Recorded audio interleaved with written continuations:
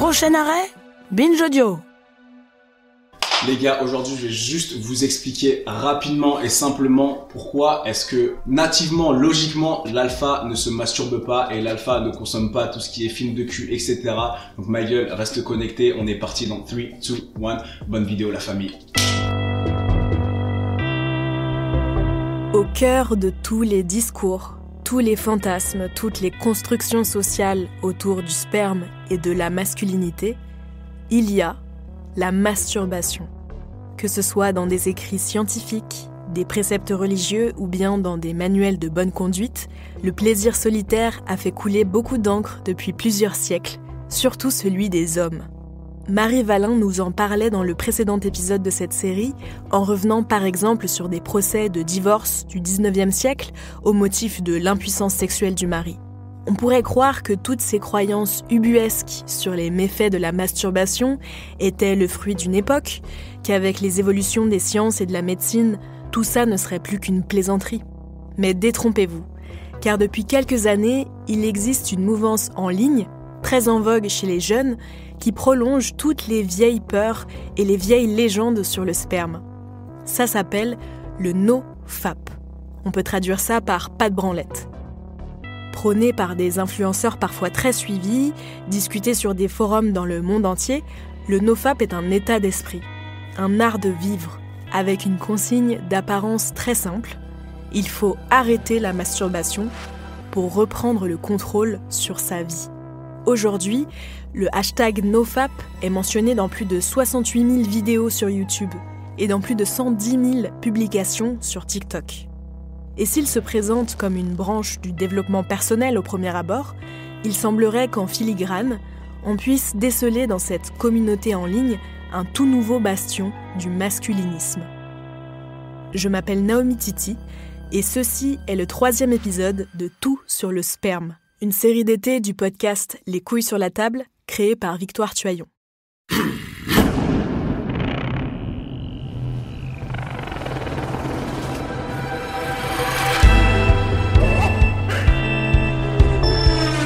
Nous sommes 300 millions massés derrière la porte. C'est du gel.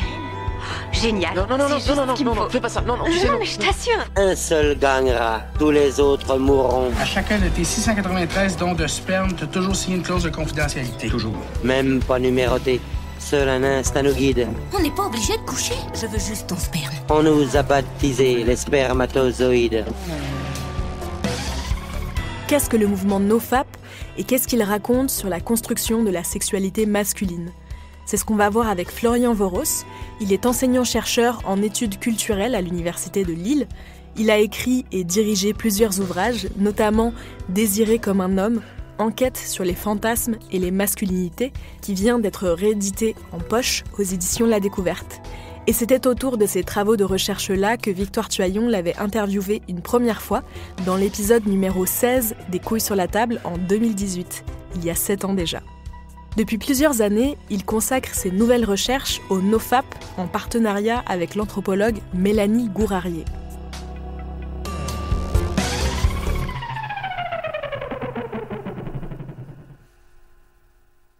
Pour commencer, je lui ai demandé d'où ça vient, ce mouvement de NoFap, depuis quand ça existe et qui l'a initié. Alors, le NoFap, c'est une expression qu'on peut effectivement résumer par « arrête de te branler » ou « arrête d'être un branleur », qui émerge dans des forums sur le web dans les années 2010 en langue anglaise, au croisement de différents espaces, un peu la culture geek, ça émerge sur la plateforme Reddit, beaucoup aussi des espaces religieux, notamment chrétiens fondamentalistes aux États-Unis, et puis l'espace du développement personnel. Et en France, nous en tout cas, on a commencé à s'y intéresser avec Mélanie Gourarier autour de 2020, le moment où, avec le premier confinement, il y a eu une augmentation à la fois de la consommation de pornographie et des discours autour de la consommation de pornographie. Et c'est le moment où il y a des créateurs de contenu, parce que nous on s'est plutôt intéressé à la création de contenu, à tous les imaginaires qui sont déployés autour du NoFap, plutôt qu'au forum de discussion. On a vu ce mot-clé être traduit en français, être approprié du coup par des créateurs de contenu francophones. Et moi, je me suis intéressé aux créateurs de contenu fitness qui, à côté de conseils de nutrition, de sport bien évidemment, de lecture, de lifestyle, de manière d'être, propose aussi des conseils sexos. C'est le moment où le nofap devient à la mode, où ce défi est lancé. Dans les créateurs de contenu fitness, c'est plutôt la deuxième ou la troisième ou la quatrième catégorie des créateurs de contenu fitness. C'est pas forcément les plus connus. Par contre, il y a Thibaut InShape, qui est donc le plus suivi des créateurs de contenu fitness français, qui, lui, a participé au No Nut November Challenge, qui est un peu un défi un peu cousin du nofap. Donc, dans les deux cas, ça consiste à, pendant 1 mois, pendant 1 an, à arrêter soit le visionnage de pornographie, soit la masturbation, soit l'éjaculation, avec l'idée de retrouver une virilité soi-disant naturelle. Ça présente un lien de cause à effet entre le sperme, la testostérone et la performance, le bonheur. Nous, ce qui nous a intéressé, c'est tout l'imaginaire qui est élaboré par les créateurs de contenu autour de cette pratique-là. Et ces créateurs, ils s'adressent à qui exactement ? Alors, c'est un défi qui s'adresse vraiment à des jeunes hommes cisgenres hétérosexuels de la vingtaine. C'est plutôt ça le public cible, à l'intérieur du coup de différentes communautés préconstituées.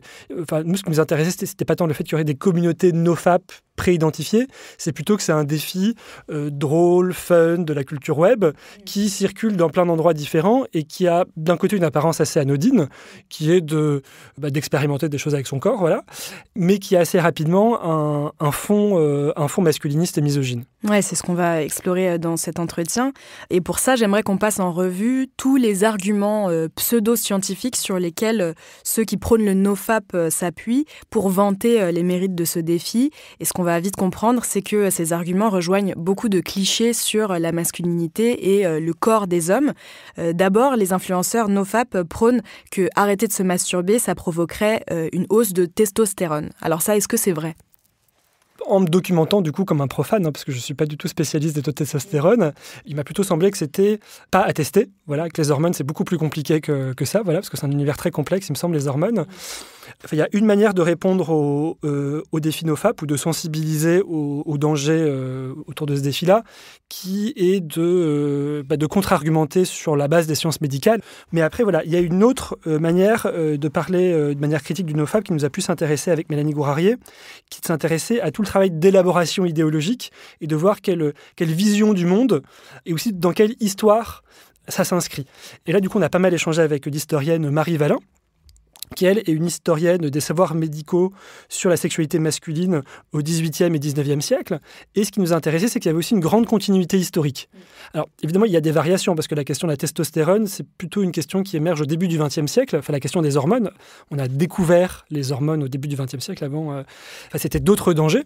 Mais en tout cas, l'idée selon laquelle ça posera un problème en termes de fluide, au sens large. Les humeurs. Les humeurs, les fluides.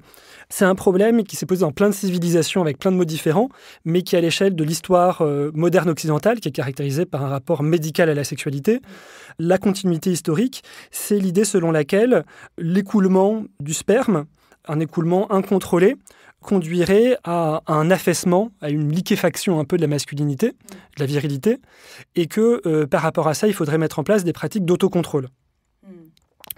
Une autre constante, c'est que c'est des craintes liées à la diffusion de culture de masse érotique. Donc à la fin du 19e siècle, c'est la carte postale érotique.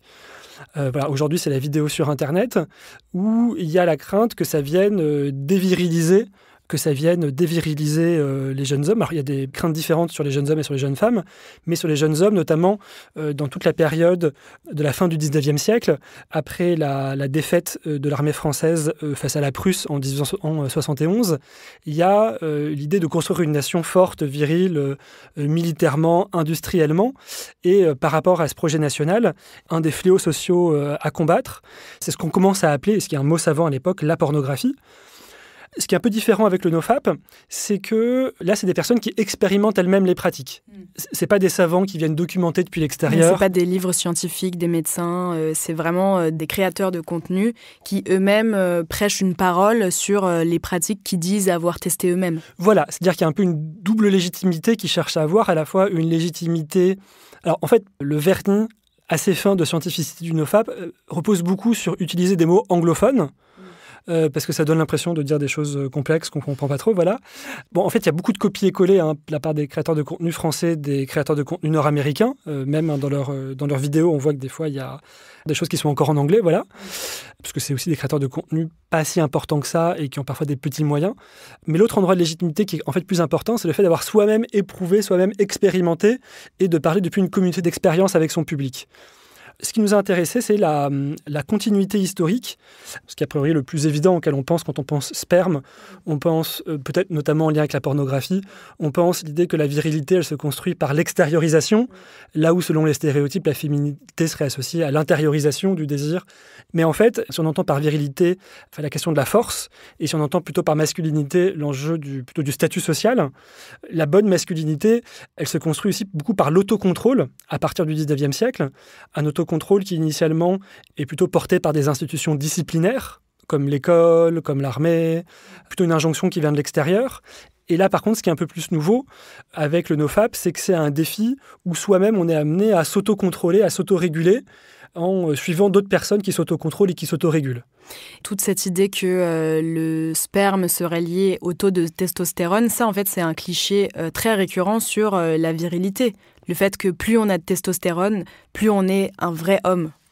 Oui. Il y a la partie de la testostérone qui est spécifique aux imaginaires du XXe siècle, mais après, ça reprend une idée en fait plus ancienne. Dans le NoFap, une idée assez présente, une idée misogyne assez présente et assez ancienne, c'est l'idée que les hommes auraient une sorte d'énergie créative en eux que les femmes n'auraient pas. Une énergie masculine. Une énergie masculine, voilà, la fameuse énergie masculine dont parle Zuckerberg, voilà.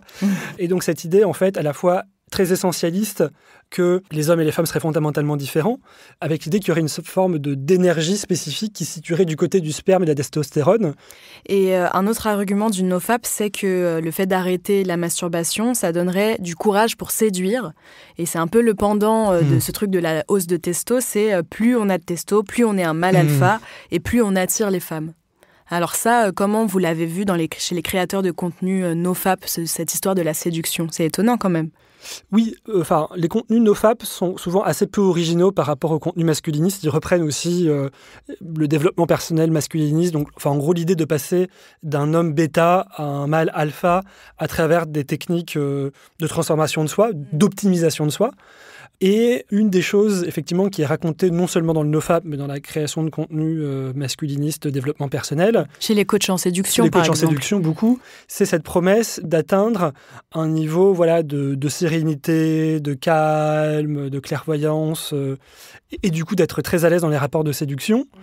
Ça, je pense que c'est un des points d'accroche qui marche. En tout cas, c'est une hypothèse que je ferai après avoir fait aussi quelques entretiens avec des petits créateurs de contenu NoFap qui m'ont raconté leur parcours. Ceux qui m'en ont parlé, c'est aussi ceux qui se sont rendus compte que c'était misogyne à un moment donné et qui ont un peu rebroussé chemin aussi, voilà, mais qui ont fait quelques vidéos sur cette thématique. Et une des choses qu'on m'a raconté, c'est effectivement la question de la confiance en soi, cette thématique psychologique de se sentir en confiance dans des relations interpersonnelles intimes. Et effectivement, le NoFap prend cette insécurité psychologique à gérer des interactions intimes comme point d'accroche pour proposer une solution pour dépasser cette insécurité. Enfin, je dirais que le NoFap, en tant que technique de développement personnel, s'attaque entre autres à des vrais problèmes. Ce que j'entends par vrais problèmes, c'est-à-dire à des problèmes qu'on pourrait formuler autrement que de manière misogyne, masculiniste et antiféministe. En général, la question de l'insécurité, de la sécurité psychologique dans les relations interpersonnelles et puis dans la société en général. Et notamment chez les jeunes garçons qui apprennent à nouer des relations avec les autres et à séduire, qui cherchent en fait des moyens de juste parvenir à parler à quelqu'un qui les intéresse, quoi. Voilà. Et en fait, là où ça devient problématique, c'est le moment où c'est l'identité masculine dans sa version la plus défensive ou agressive, ou la virilité dans sa forme la plus exacerbée, qui devient en fait une ressource sur laquelle on va capitaliser et sur laquelle on va miser pour justement gérer cette insécurité. Donc l'outil est problématique, mais le problème est là, et je pense que c'est le cas de beaucoup de techniques de développement personnel, qui est aussi de proposer des solutions individuelles à des problèmes collectifs, en fait, et très répandus, qui sont liés, en fait, à l'organisation sociale. Ensuite, dans ces contenus nofap, j'ai beaucoup entendu l'idée que le fait de trop se masturber, ça aurait un impact sur la qualité du sperme et que du coup, ça nuirait à l'érection. Et donc, arrêter de se masturber, c'est devenir plus performant sexuellement et même plus fertile. Ça aussi, c'est très lié à une certaine construction de la masculinité, de la virilité. Oui, tout à fait. Enfin, notamment, un endroit où moi, j'ai entendu des médecins intervenir pour contrer le nofap, c'est par rapport aux formes parfois les plus extrêmes de nofap. Parce qu'en fait, dans les formes les plus ambitieuses, donc les plus viriles de nofap, il y a l'idée vraiment d'arrêter tout écoulement séminal, d'arrêter toute forme de masturbation, dans une idée de maximiser vraiment l'autocontrôle. Donc, ce qui me semble, donc, encore une fois, je ne suis pas médecin, mais d'un point de vue médical, je pense que les formes les plus radicales de nofap, a priori, sont plutôt des choses qui ne sont pas forcément très bonnes pour la santé. C'est pas très conseillé. Dans la mesure où on soumet le corps à un stress fort. À la fois, c'est un défi tout à fait ludique et plein de blagues, d'ironie, etc. Mais l'idée aussi, à travers ce défi, de se dépasser soi-même et par ce dépassement de soi, d'intérioriser un certain nombre de valeurs masculines et capitalistes liées à la compétition. Ouais, on va y venir. Et justement, le dernier argument que j'ai vraiment entendu cette fois-ci sur toutes les vidéos d'influenceurs sur le sujet, dans tous les témoignages, c'est que arrêter la masturbation, ça donnerait de l'énergie, ça rendrait plus heureux et ça permettrait d'être plus productif.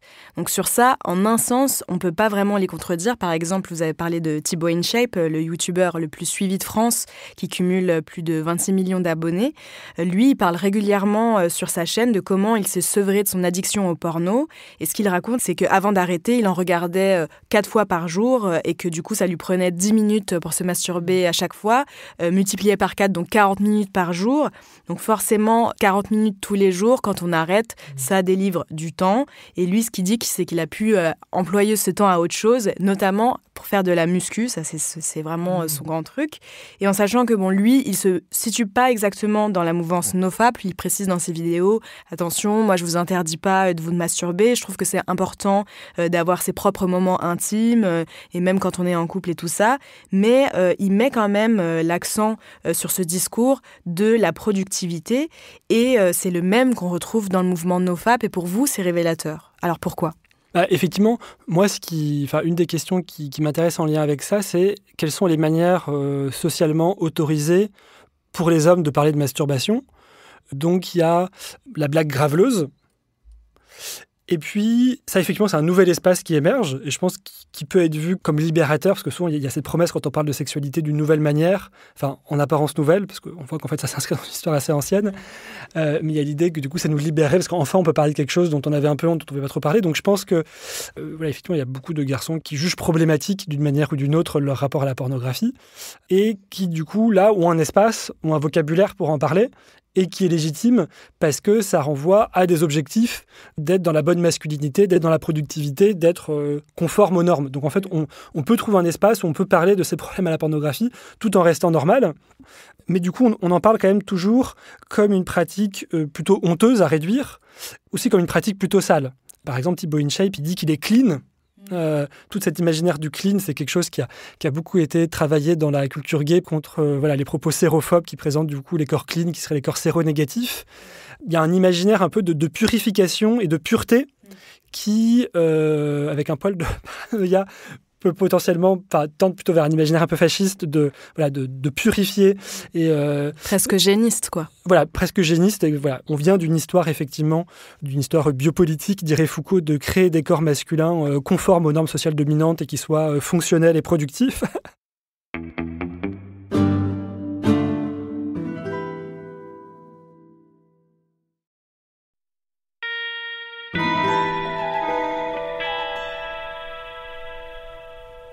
Et cet argument de la productivité, ça renvoie à une autre sphère masculiniste de développement personnel, c'est justement le côté lifestyle, réussir sa vie avec un truc business, tous ces hommes qui disent comment j'ai gagné 10 000 € en 3 jours, je ne sais quoi.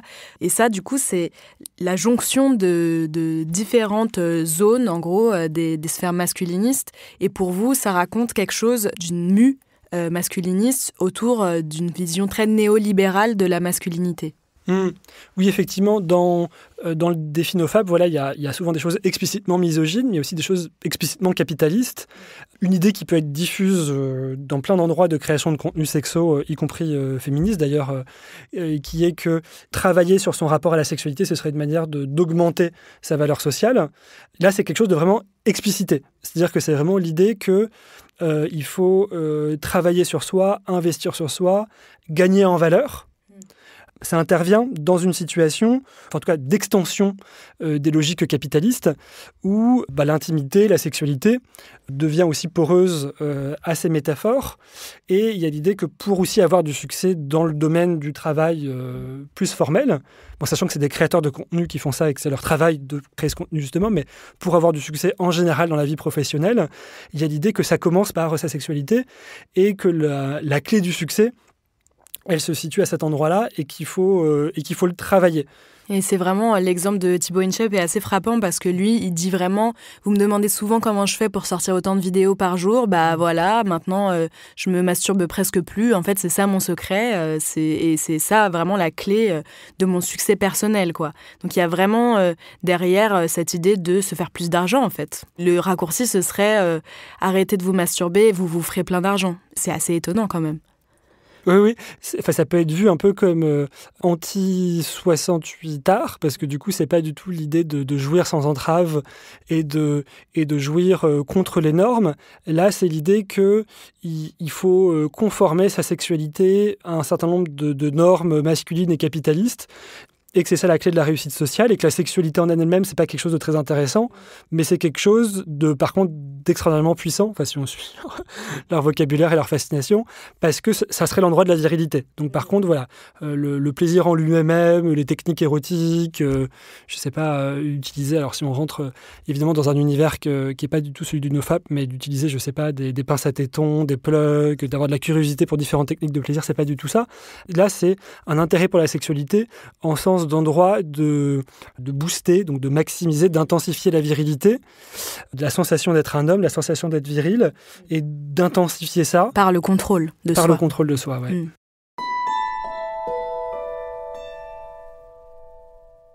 Quel discours on retrouve dans ce mouvement NoFap concernant les femmes? Pourquoi est-ce que c'est des discours misogynes et pourquoi est-ce qu'on peut parler d'une mouvance masculiniste?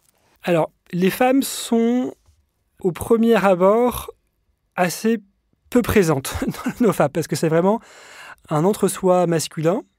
Pour insérer le NoFap un peu dans une histoire des savoirs et des prises de parole sur l'addiction à la pornographie, avant la séquence NoFap, donc qui en France commence plutôt autour de 2020, aux États-Unis avait commencé autour de 2010, il y avait eu une séquence qui était plutôt celle des années 2000, qui continue encore, mais qui médiatiquement a eu un pic à la fin des années 2000, qui était la question de l'addiction à la pornographie. Et là, les femmes étaient assez présentes. Enfin, même si l'addiction à la pornographie était une pathologie qui n'est pas reconnue par l'Organisation mondiale de la santé et par l'Association des psychiatres américains, mais on va dire une maladie, parce que ça fait l'objet de souffrance. La constitution de cette maladie en problème public était portée, entre autres, par des femmes. En tant qu'épouse, ex-épouse, en tant que sexologue, en tant que présentatrice télé, parce qu'en fait, il y a eu beaucoup de talk-shows, il y a eu beaucoup de reportages télévisés avec beaucoup d'ex-accros qui témoignaient à visage, avec la voix floutée, avec le visage flouté. Et là, c'était un moment où on avait un discours assez hétéronormatif, parce qu'il y avait un idéal d'une sexualité hétérosexuelle, à la fois régulière, mais pas excessive, une norme de bonne santé sexuelle qui n'était pas trop discutée. Mais en tout cas, c'était un espace mixte en termes de genre, où il y avait des préoccupations, si ce n'est féministes, du moins féminines, qui pouvaient avoir un espace dans cet espace de discussion autour de l'addiction à la pornographie. Dans le NoFap, c'est un entre-soi masculin.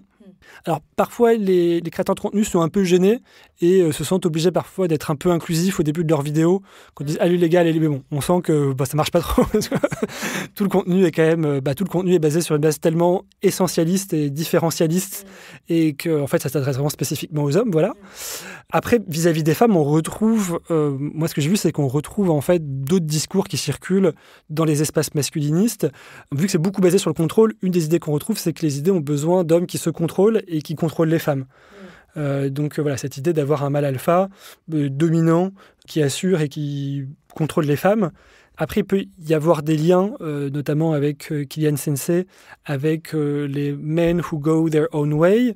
Donc les MGTOW. Les MGTOW, voilà. Ces hommes, du coup, qui se rassemblent vraiment entre hommes et qui s'isolent des femmes, parce qu'en fait, c'est un défi entre hommes. Enfin, disons qu'il y a parfois une méfiance dans ces contenus-là envers le couple hétérosexuel qui serait vu comme un endroit de féminisation des hommes. Donc ça, c'est plutôt la tendance MGTOW du masculinisme. Des hommes qui se rassemblent entre eux pour prendre de la distance vis-à-vis de la sexualité avec des femmes, tout en affirmant une virilité hétéro et des fantasmes de contrôle de soi et de contrôle des femmes, quoi.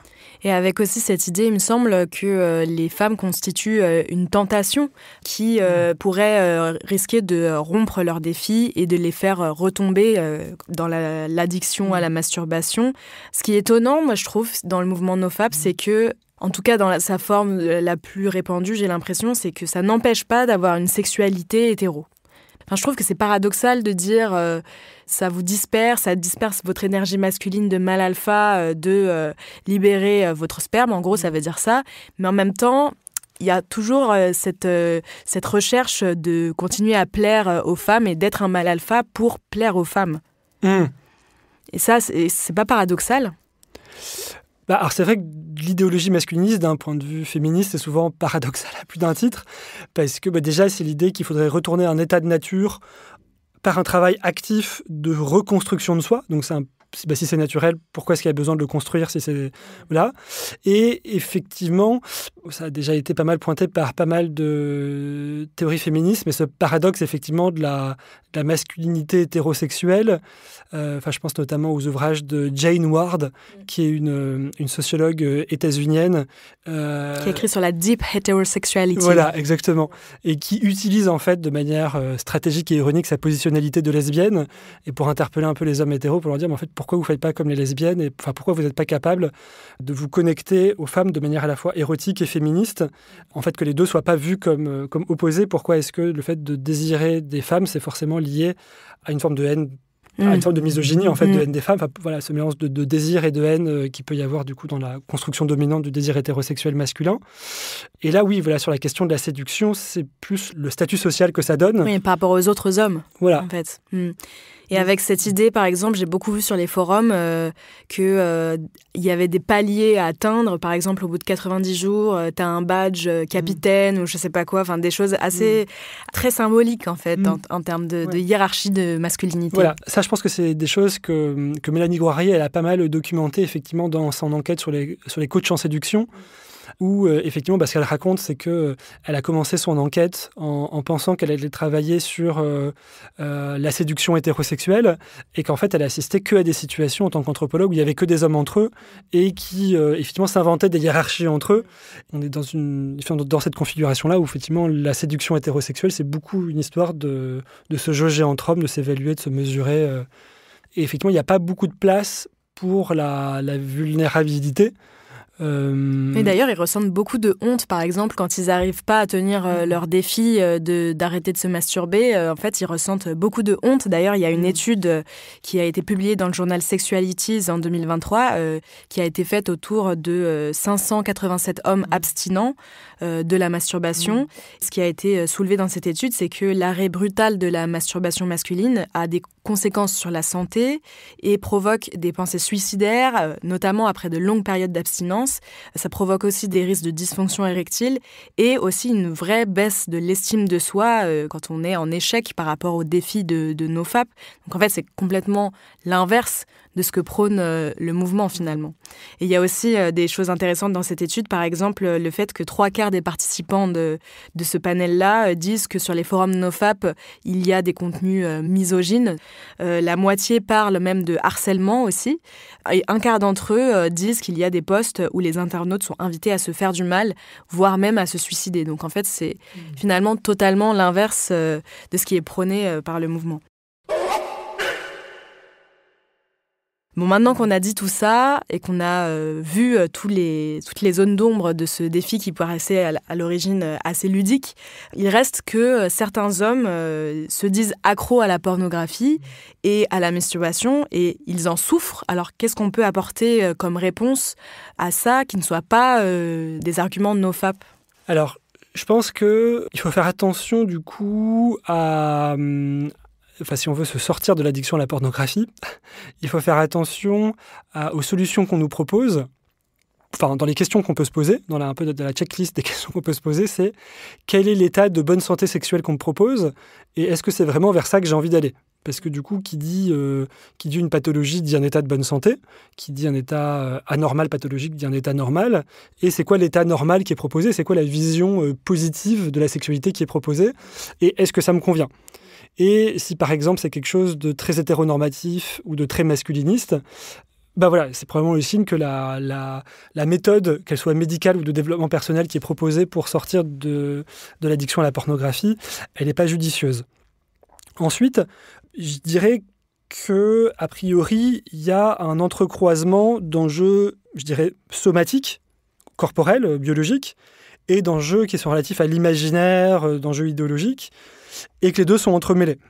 Le problème du vocabulaire de l'addiction, vu que c'est un vocabulaire médical, et du coup on est dans le domaine des addictions comportementales qui ont été pensées par analogie avec des addictions à des substances, on est dans un vocabulaire où on est plutôt dans un domaine où on problématise uniquement la dimension physiologique.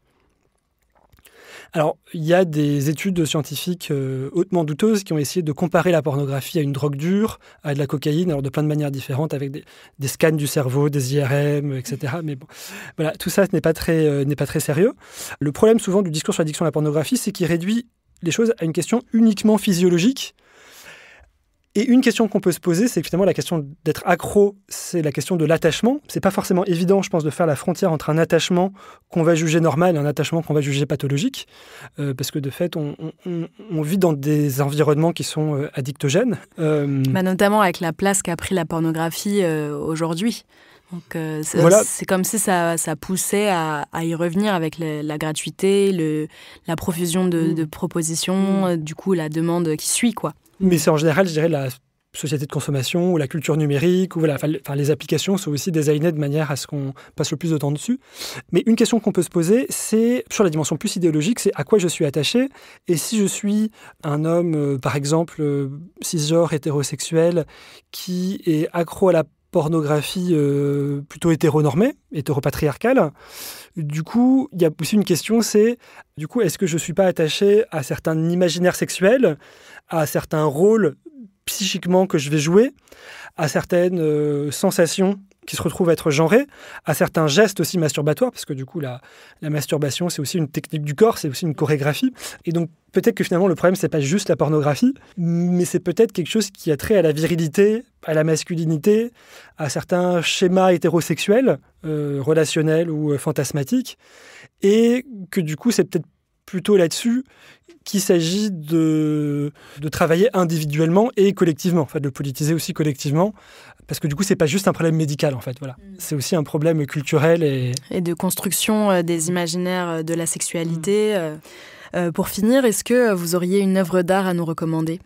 Moi, je trouve qu'un podcast qui traite de sexualité gay, mais qui peut être écouté par des personnes... je sais qu'il y a aussi une partie des auditeuristes qui ne sont pas dans la sexualité gay qui l'écoutent. C'est le podcast qui s'appelle Actif ou Passif, qui est tenu par Guillaume Bonnet et qui est basé sur des témoignages à la première personne et des soignants et sur les questions de masturbation, de pornographie, de plaisir, de genre, arrive en fait à créer un espace de discussion que jusqu'à présent, moi, je n'ai pas vraiment retrouvé sur la masculinité hétérosexuelle. Et j'ai pas fait tous les podcasts qui parlent de sexualité masculine et hétéro, donc j'en ai sûrement raté des intéressants et je suis très preneur de recommandations. Mais en tout cas, moi, je cherchais un espace où on peut parler de tous les problèmes qui sont liés à la pornographie, la masculinité, la domination masculine, les stéréotypes, enfin, tout ce dans quoi on peut être englué à cet endroit-là et qui, à la fois, essaye en tout cas de trouver un équilibre entre faire parler les gens et aussi avoir un cadrage politique plutôt antisexiste, et queer et anti-homophobie. C'est le type d'espace de discussion que je trouve assez intéressant pour avancer sur ces questions-là. Contre le NoFap, on a besoin d'espace, d'expression et d'information. Donc ça, c'est aussi toutes les personnes qui font du travail de terrain, qui font des interventions en milieu scolaire, les activités en santé sexuelle. Parce qu'en fait, je pense que le succès du NoFap renvoie aussi à des besoins en termes de santé sexuelle. Et effectivement, comme vous le disiez, c'est à la fois une ressource de santé sexuelle qui en fait met en danger physiquement les hommes, enfin met en danger les femmes parce que potentiellement ça va plutôt vers les violences de genre, toute cette affaire-là, mais en plus met en danger les hommes eux-mêmes parce que pour devenir un homme dominant, il faut quand même se faire du mal. Donc en fait tous les espaces de santé sexuelle qui sont basés sur le fait d'écouter et de donner des ressources et d'avoir quand même une certaine culture féministe queer pour aborder ces choses-là me semblent précieux. Et pour parler en tout cas de sexualité masculine, gay en l'occurrence, je trouve que le podcast Actif ou Passif est plutôt pas mal. Merci beaucoup Florian Voros. Merci beaucoup Naomi Titi.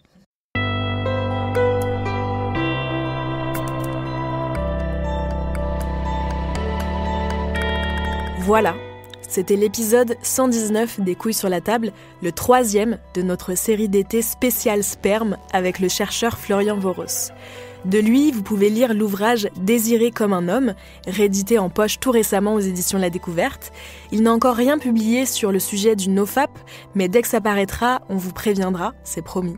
En attendant, si vous voulez retrouver toutes les vidéos qu'on a citées pendant l'entretien, on vous met toutes les références dans la page qui accompagne l'épisode sur le site de Binge Audio. Pour y accéder, cliquez sur le lien qui est en description. Dans le prochain épisode de la série Tout sur le sperme, on va parler du don de sperme avec Lou Brosse, une jeune chercheuse en pleine écriture de sa thèse de sociologie sur le sujet.